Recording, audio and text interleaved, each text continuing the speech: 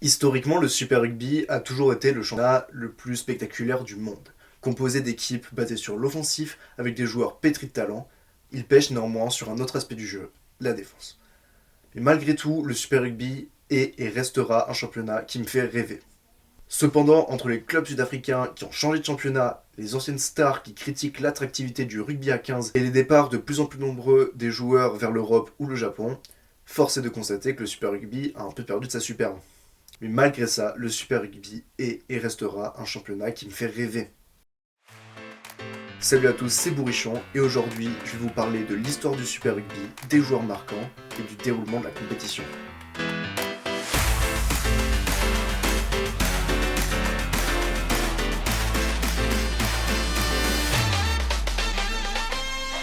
Pour commencer, qu'est-ce que le Super Rugby ? Déjà, il faut mentionner que le Super Rugby a connu de nombreux changements de formule. C'est en 1986 qu'il voit le jour sous le nom de South Rugby Championship, puis de Super 6 en 1992, après un an d'arrêt. Comme son nom l'indique, il regroupe 6 équipes du Pacifique.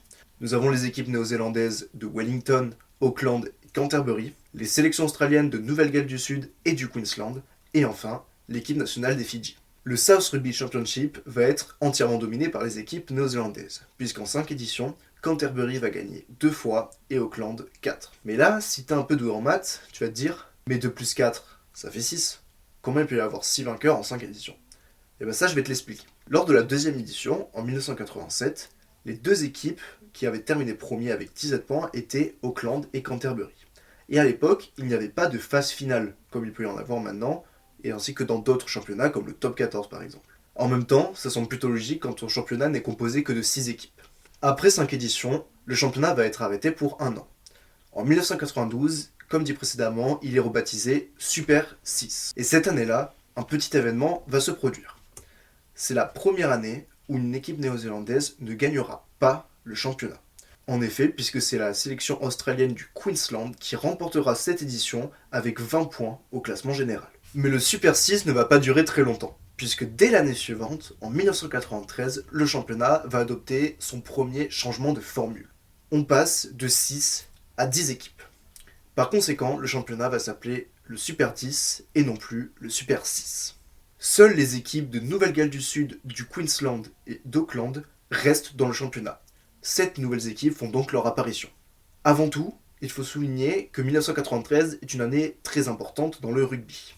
En effet, c'est l'année d'entrée sur la scène internationale des équipes d'Afrique du Sud. Pour rappel, l'équipe d'Afrique du Sud avait été bannie en 1977 par le Commonwealth de la scène internationale du rugby à cause de sa politique d'apartheid. Cette dernière fut abolie le 30 juin 1991, ce qui permettra dans un premier temps d'avoir l'arrivée de l'équipe d'Afrique du Sud sur la scène internationale. Et en suivant, ce sont des équipes sud-africaines qui feront leur apparition. En 1993, on a donc le Natal, le Transvaal et le Northern Transvaal qui font leur arrivée dans le Super Rugby. Cependant, en 1994, le Northern Transvaal sera remplacé par l'Eastern Province, qui sera à son tour remplacé par la Western Province pour la saison 1995. Pour la Nouvelle-Zélande, nous avons l'arrivée de 3 nouvelles équipes. Waikato, Otago et North South. Et enfin, l'équipe nationale des Samoa remplace les Fidji suite à leur victoire dans le Tri Nations du Pacifique. Le Tri Nations du Pacifique est une compétition qui oppose 3 nations donc, les Fidji, les Samoa et les Tonga, et le gagnant se permet le droit d'être dans le Super Rugby. Et le gagnant de l'édition 1994, c'est les Tonga. L'équipe nationale des Tonga sera donc présente parmi les équipes du Super Rugby 1995. Pour ce qui est de la formule, elle change aussi. On n'a plus une poule unique, mais 2 poules, de 5 équipes. La phase régulière va donc se voir affronter les 5 équipes de chaque poule, à l'issue de laquelle une finale aura lieu entre les 2 premiers de chaque poule. Dès la première édition en 1993, c'est une équipe sud-africaine qui remporte la compétition. Il s'agit du Transvaal. Les 2 éditions qui suivent sont remportées par la même équipe, à savoir le Queensland, qui porte son compteur à 3 victoires, en 10 éditions. Le championnat va rester sur cette formule pendant seulement 3 saisons, puisqu'en 1996 s'opère un énorme changement dans le rugby. Si vous y connaissez, vous savez de quoi je parle. Il s'agit de l'arrivée du professionnalisme. Par conséquent, le championnat de France devient le Top 14, le championnat anglais la Premiership, et le Super Rugby devient professionnel. Pour la Ligue Celt, l'autre grand championnat, il faut attendre 2001, mais ça, c'est un autre sujet. 2 changements majeurs s'opèrent pour le Super Rugby. D'abord, les provinces deviennent des franchises, avec des salariés. Et le Super 10 devient le Super 12. On a donc l'ajout de 2 nouvelles équipes. Ce qui fait qu'en Nouvelle-Zélande, on a le retour de Canterbury, de Wellington, Condor Harbour et d'LSE. En Australie, une nouvelle équipe rejoint la compétition, il s'agit de l'ACT. Et enfin, en Afrique du Sud, nous gardons les 3 équipes présentes, à savoir le Natal, le Transvaal et la Western Province, et on y ajoute le retour du Northern Transvaal. Les grands perdants de l'arrivée du professionnalisme sont les pays du Pacifique, à savoir les Tonga, les Fidji et les Samoa. Aucune de ces 3 équipes ne va rester dans la compétition par faute de moyens financiers. Le Super 12 va durer jusqu'au début des années 2000, moment où une nouvelle révolution s'opère. En effet, les 12 franchises présentes adoptent des surnoms pour être plus facilement identifiables. Je vous mets ici un tableau des nouveaux noms qui entrent en vigueur à partir de la saison 2005. Pendant 10 saisons, le championnat va être dominé par 3 équipes.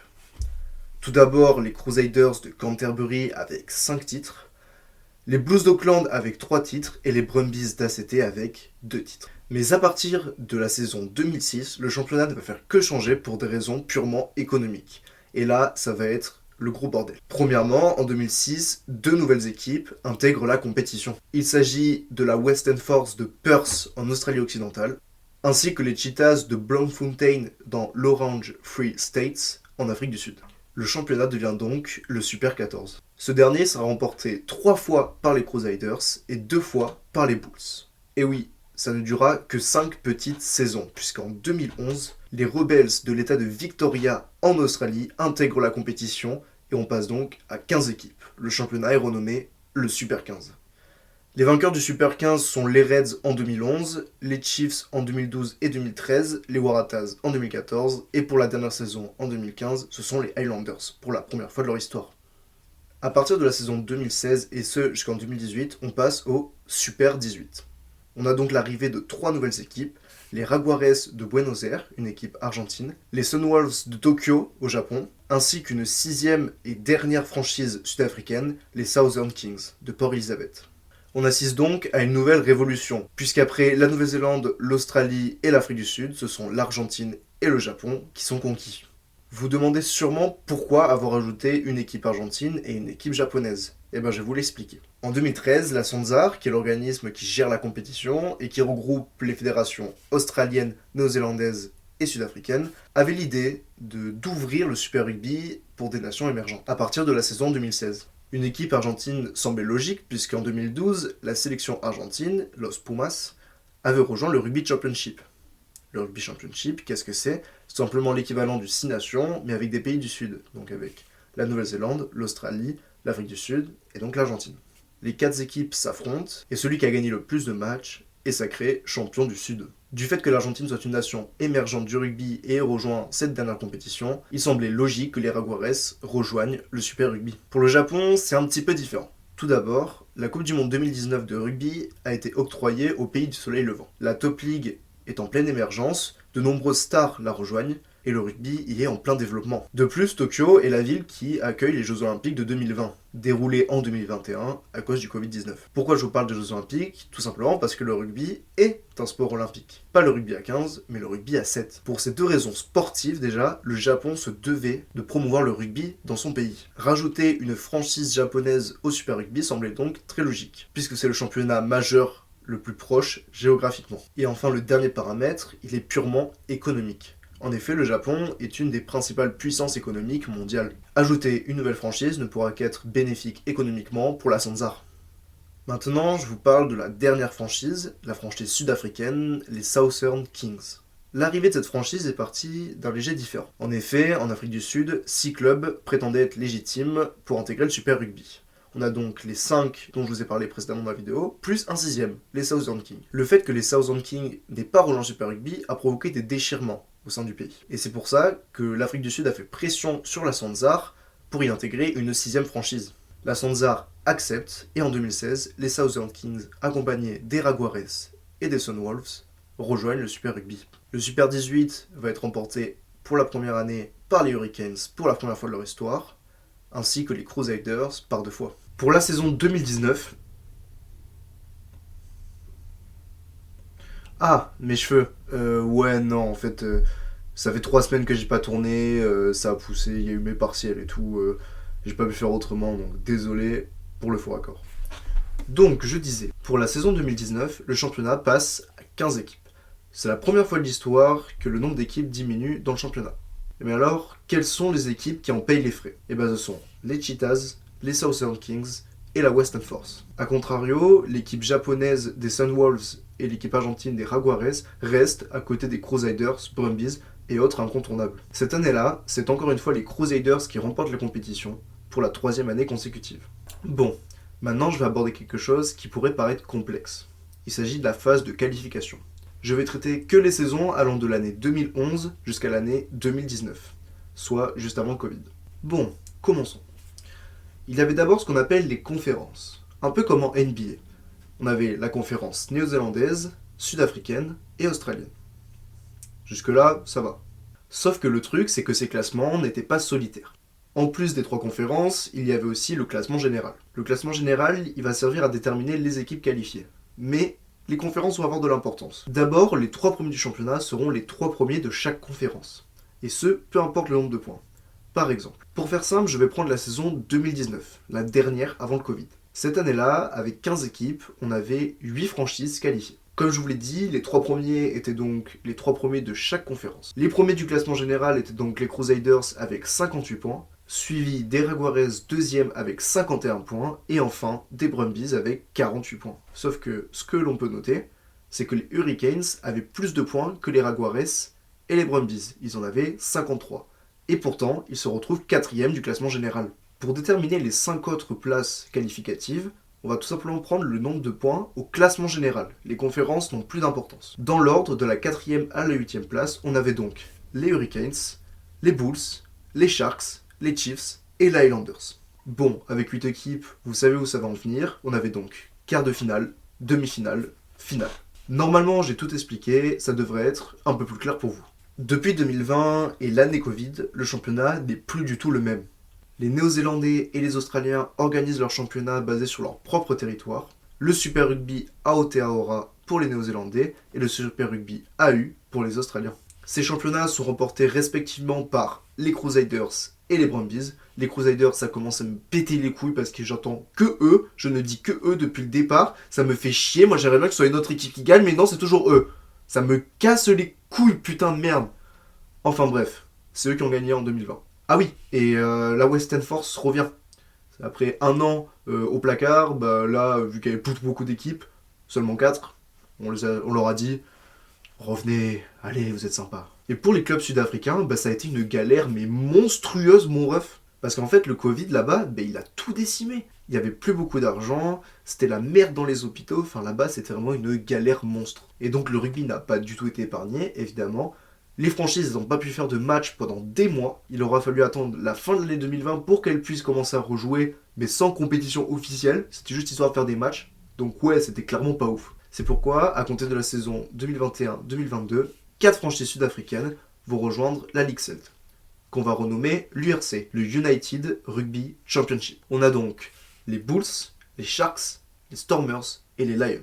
Pour ce qui est des Jaguares, bah, ça a été encore pire qu'en Afrique du Sud. Parce qu'en Argentine, là-bas, c'était vraiment galère de ouf. Par conséquent, l'entité des Jaguares ne pouvait pas rester professionnelle. C'est pourquoi ils rejoignent la Superliga Americana, qui est un championnat avec des clubs brésiliens, des clubs uruguayens et des clubs argentins. Et évidemment, c'est une ligue amateur. Pour ce qui est des Sunwolves, eh ben, ils ont rejoint la Top League au Japon, le championnat qui émerge depuis quelques temps maintenant. Enfin bref, revenons dans notre Pacifique. Pour l'année d'après, en 2021, le championnat va être composé de 2 parties. La première, c'est celle dont je vous ai parlé un peu plus tôt, le Super Rugby Aotearoa pour les Néo-Zélandais et le Super Rugby AU pour les Australiens. Ils sont remportés par, devinez qui, les Crusaders et les Reds, qui n'avaient plus gagné depuis une dizaine d'années maintenant. Et en deuxième partie de saison, eh ben, ces 2 championnats vont se rassembler.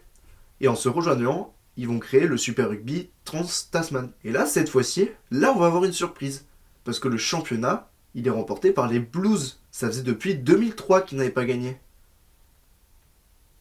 Un an avant que je naisse. Enfin, on arrive au dernier changement de formule pour la saison 2022. Le championnat reste sensiblement le même, sauf qu'on y ajoute 2 équipes. Nous avons donc 2 nouvelles franchises, les Fijian Drua et les Moana Pacifica. Enfin, quand je dis qu'il va rester le même, je parlais par rapport au Super Rugby Trans-Tasman. Ça va être le Super Rugby Trans-Tasman, mais avec 2 équipes en plus. Et ce championnat va s'appeler le Super Rugby Pacifique. Et donc, en 2022, ce sont les Crusaders qui ont gagné. Et en 2023, ce sont les Chiefs qui n'avaient plus gagné depuis 2013. Alors non, ce ne sont pas les Chiefs qui ont gagné, c'est encore une fois les Crusaders. Non, en vrai, plus sérieusement, j'avais fait une prédiction parce qu'à l'époque, la saison n'était pas encore terminée et les Chiefs roulaient sur absolument tout le monde. Ils avaient juste une seule défaite contre les Reds. Donc j'avais dit les Chiefs, je me suis trompé, ça m'apprendra, ils ont perdu en finale contre les Crusaders. Chat, à moi. On arrive donc à notre période actuelle et je vous mets un tableau avec le palmarès des franchises qui ont déjà remporté un titre. On arrive en fin de vidéo et il est temps pour moi d'évoquer certains grands joueurs.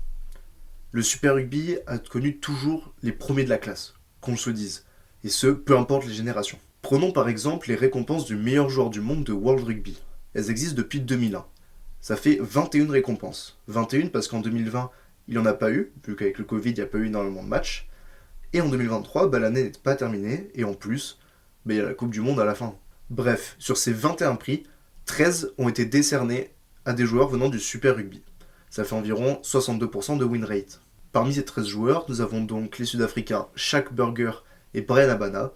Et on a aussi pour l'année 2019 le troisième ligne sud-africain Peter Steve Dutout qui a été élu après une Coupe du Monde 2019 au Japon, tout à fait remarquable. Et ensuite, ce ne sont que des Néo-Zélandais.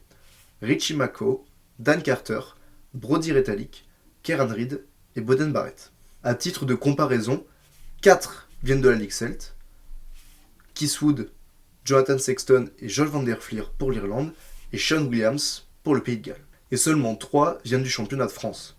Fabien Galtier, Thierry Dussautoir et bien sûr en 2021, vous le savez, Antoine Dupont. Ah oui, et seulement un vient de la Premiership, le championnat anglais dont tout le monde se fout, c'est quand même Sir Johnny Wilkinson. Mais même sur cette distinction, en fait, il y a eu énormément d'autres joueurs qui ont marqué ce sport à jamais. Pour la Nouvelle-Zélande, je parle de Carlos Spencer, Ma'a Nonu, Conrad Smith, Sonny Bill Williams, Sam Whitelock, Kevin Mealamu, et d'autres. Il y en a tellement en fait, je peux même pas tous les citer. En Afrique du Sud, je parlerai de Sia Kolisi, et Bennett Sebes, Jason Kobe, et encore pareil, j'en ai cité que 3, mais il y en a vraiment énormément. Et en Australie, je parlerai de Stephen Larkham, George Gregan, Michael Hooper ou encore Quade Cooper. Et bien sûr, le vrai GOAT du rugby est passé par le Super Rugby, il a même fait la plupart de sa carrière. Je parle du regretté Jonah Lomu.